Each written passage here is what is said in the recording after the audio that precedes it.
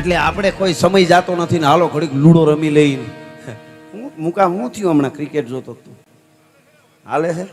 અરે બારી કરી નીંદર નહીં આવે કાં છે સારી વાત છે રમત છે રમતને રમતની ઓલેમાં જોવાય પણ જે દી આપણે 24 કલાક આજ આટલા વાગ્યાથી હામાં આટલા વાગ્યા સુધીમાં આપણા સદગુરુના નામનું સ્મરણ ન થાય ને તે દી નીંદર ન આવી જોઈએ કે આજ મારી 24 કલાક ખાલી વહી ગયા હાય હાય હાય હાય કેટલી ગઈ ગણતરી કરતા ઘણા અહીંયાથી આટલા આ ફલાણામાંથી ને આ ભાડામાંથી આટલા આવ્યા આટલા વ્યાજમાંથી આના આટલા આવી ગયા ઓલી જમીનમાંથી મળ્યા તો આમાં મળી ગયું આમાં આટલા વિધાન આટલા વિધાન આટલા વિધાન હાંજે બાપુ હુઈ ને તો એ કાળ માથેથી કહેતો હોય કે સુવાસાય હવે આટલા વિધ્યા જેવું કરવું એટલું કરી લે હવે આટલા વિધ્યા એ પણ જરૂરી છે એટલે અહીંયા જેટલા મહેમાનો આવ્યા છે હવે તો રોડ બહુ સારો બની ગયો પણ પહેલેથી જ બધા આવે છે ને એક લાગણી આમને કોઈને કાંઈ બીજું લઈ લેવું નથી પણ અહીંયા મજા આવે છે અહીંયા બાપ આપણે ક્યાં કીધું આપણે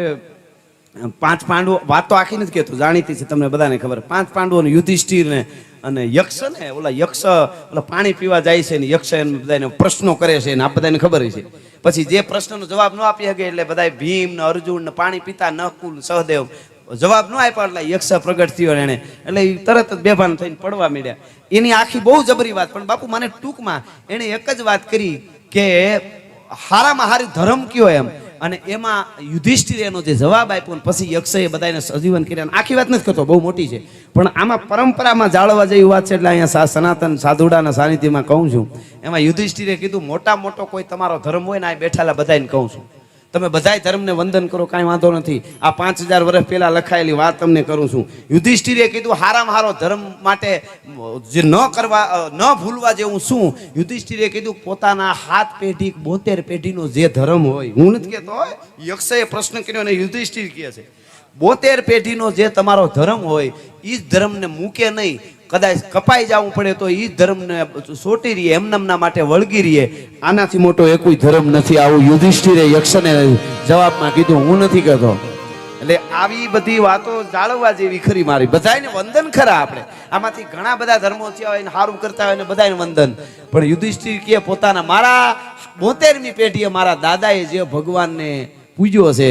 એ ભગવાનને પૂંજીનું જો બીજે ન પૂજું બીજે જો વયો જાઉં એને જો હું ભૂલી જાઉં તો હું મારી પેઢીના પેટનો નથી રહ્યો એટલી ખબર છે બીજું આગે આગે ગોરખ જાગે બીજું જે હોય તે શ્રદ્ધા હોય એટલે એ તો કામ તો બધું થાય એનો અર્થ એવો નથી કે બીજાને માનવું નહીં માનવાનું બધાને પણ મારો દાડો ન ભૂલાઈ જાય હું તો કહું મેં ઘણી વાર કીધું કે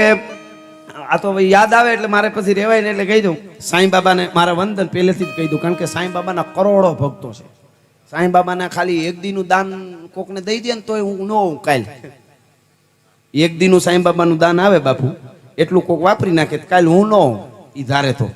પણ એ તો ગિરનારી મહારાજ કરે ને જે કરે એવું નથી હું વંદન કરીને કહું છું પણ એક વાત પાકી કે ઈ ભગવાનને વંદન સાંઈ બાબાને ભગવાન માનતા હોય એનો કાંઈ મને વાંધો નથી પણ 1 કરોડનું સાંઈ બાબાનું મંદિર હોય અને બાજુમાં મારો એક નાનકડા ડેરામાં મારો હનુમાન બેઠો હોય ને તે મને અહીંયા દુખે સાંઈ બાબા મારા હનુમાનથી મોટો નથી મારા હનુમાનને ડાયાબિટીસ નથી થઈ મારા હનુમાનને તાવ નથી આવ્યો મારા હનુમાનને કોલેસ્ટ્રોલ નથી મારા હનુમાનને એટેક નથી આવ્યો એને તમે ભક્તિ કરો તમે તમારા ફોટો રાખો પૂજામાં ભેળો રાખો મને કાંઈ વાંધો નથી પણ તમને જો એમ લાગતું હોય કે આ દુબળો છે કે આ ગોલઠો થઈ ગયો છે તો ઈ નો આ તો હવે નહીં થોડું થોડું મારું સાચું બાકી જો બધાય ધર્મને વંદન છે જેણે જેણે સારું કર્યું એને આપણે ક્યાં કોઈ પણ ધર્મ હોય મારો કહેવાનો અર્થ કે આપણું મૂકી ન દેતા આપણા બાપાને કોકનો બાપ બહુ રૂપાળો હોય આના ભેગો ફોટો આ બુઢાને થોડો મારા બાપને જ કહેવા દે ને નિરાતે એમ સમજી લો આ રૂપાળો બહુ છે એ સારું લાગે કે ન લાગે એટલું જ મારું કહેવાનું બાકી હું હવે જે મારો રાઉન્ડ છે એ મારી રીતે શરૂ કરીશ એટલે કોક અવળી નો છે ઘણા કે આ બીજા ધર્મ માટે નહીં એને આપણે કારણ કે મારા સનાતને મને શીખવાડ્યું જ નથી બાપુ એવું કે કોકના ધર્મને નીચો કેવો અને બીજાના ધર્મને નીચો પાડે નીચો બોલે એનાથી મોટો નીચના પેટનો કોઈ હોય જ નહીં પછી ક્યાં વાત છે અટાણે બોલે છે એટલે કહું ભગવાન માટે ફાવે એમ બોલી જાઉં માતાજી માટે ચારે મેં તો જોયું થોડાક દી મને એમ થતું કે આપણે હું બોલતોય ઘણો પછી હવે થોડું ઘણું નહીં આવે મૂળમાં જ લેવું જોઈએ કારણ કે આખે આખું મહાભારત અને આખે આખી રામાયણ બાપુ હિન્દીમાં આવી ગઈ છે ડુપ્લિકેટ અને એના ઉપરથી એટલું ફંડ આવે અને બીજો ધંધો કરવાની જરૂર નથી આપણા બાળકોને સાંભળજો આપણા બાળકોને સાચું નહીં સંભળાવી તો ડુપ્લિકેટ હિન્દી ચેનલો બની અને હિન્દીમાં તૈયાર છે એ સાંભળી લે એટલે એવું જ લાગશે કે બસ હનુમાન એટલું જ કરી શકે ને કૃષ્ણ આવો છે. કૃષ્ણ વિશે હવે થોડુંક બોલે થોડુંક કરે એમાં બોલવાનો વખત જ નથી. એવું મેં આ બધું જાણ્યા પછી કહું છું. આપણે મૂળમાંથી વિચારવું પડશે, આપણે ઘરેથી તૈયારી કરવી પડશે. કૃષ્ણ વિશે જે આખા મહાભારતમાં કીધું છે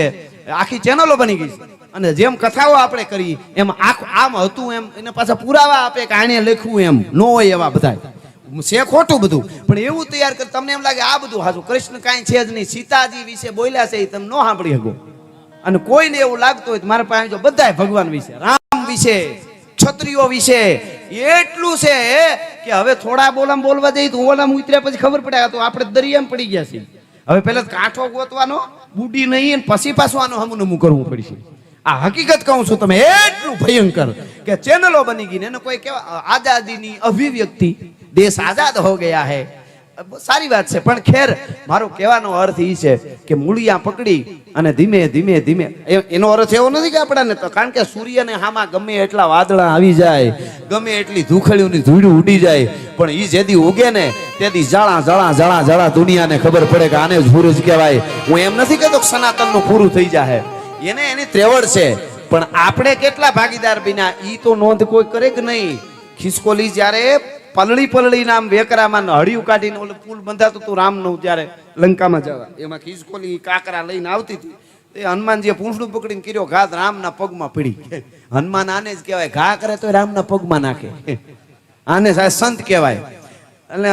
પછી કીધું ખિસકોલી કીધું મને ઘા કર્યો એટલે હનુમાન રામ કે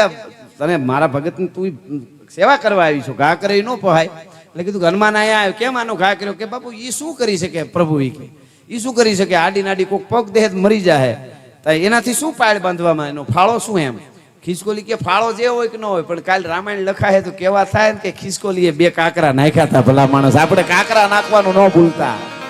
હા એ એટલું જ વાત છે બાકી સનાતન ની એની ત્રેવડ છે. ખેર આના ઉપર ખાલી આમનમ બોલ્યા જાઉં તો કલાકો સુધી અથવા તો સવાર સુધી અમે બધાય કલાકારો બોલી શકીએ પણ દુઆસનથી અહીં શરૂઆત કરું છું. ફરીને એક જ વાત કહું, સનાતન માટે આપણે આપતા રહીશું તો જ સનાતન માટે હું તમે કાંઈ કરી શકશું. અહીંયા આટલી ગાયું માતાજીઓ આ સેવા આ બાવલિયાને તો આવે તો એને ઉમળકા આવે છે,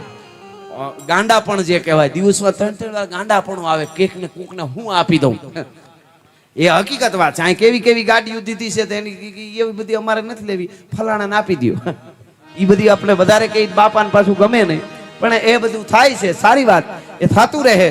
આપણે આમાં કેટલો સમય હાચવો ટાણા હાચવવાની વાત છે. મારું એક ગીત છે જેણે જેણે હાચવા ટાણા એને ઇતિહાસ લખાણા. આપણે ટાણું હાચવી લઈને એટલે મોહનગીરી બાપુ અને આ બધા સંતો ને દિવ્ય ચેતના ને હનુમાન ને શિવ ને આપણા ટાણા હાચવવા માટે આવી જાય આટલી જ વાત છે. એટલા માટે એક મેઘાણીની કડી કહી અને દુહાસન થી શરૂઆત કરું છું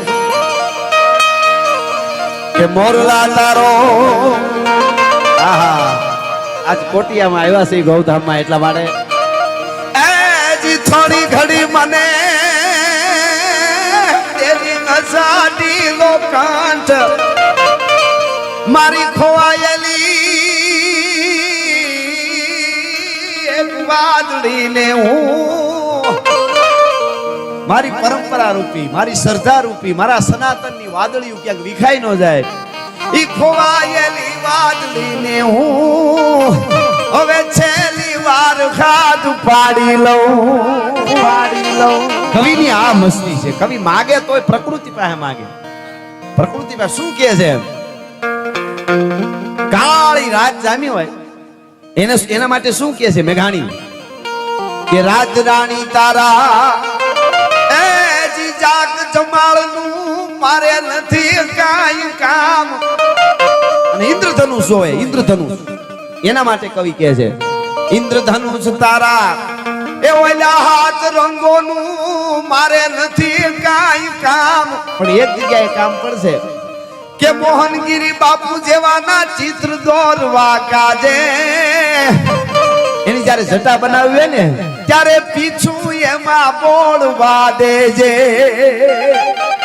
એ જે મોરલા તારો થોડી ઘડી મને દેવી ઘસાડી લો કાંઠ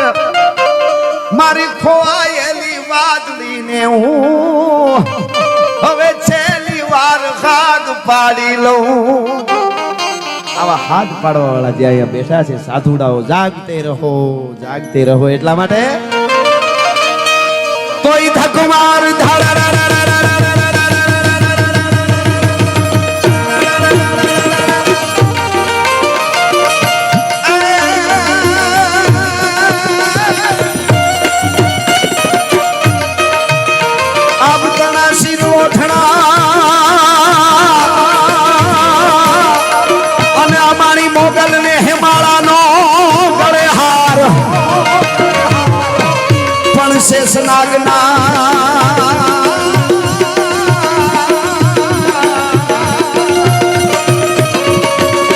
માતાજીના પગે હાંકલા એ મારી શક્તિ સજે શણગાર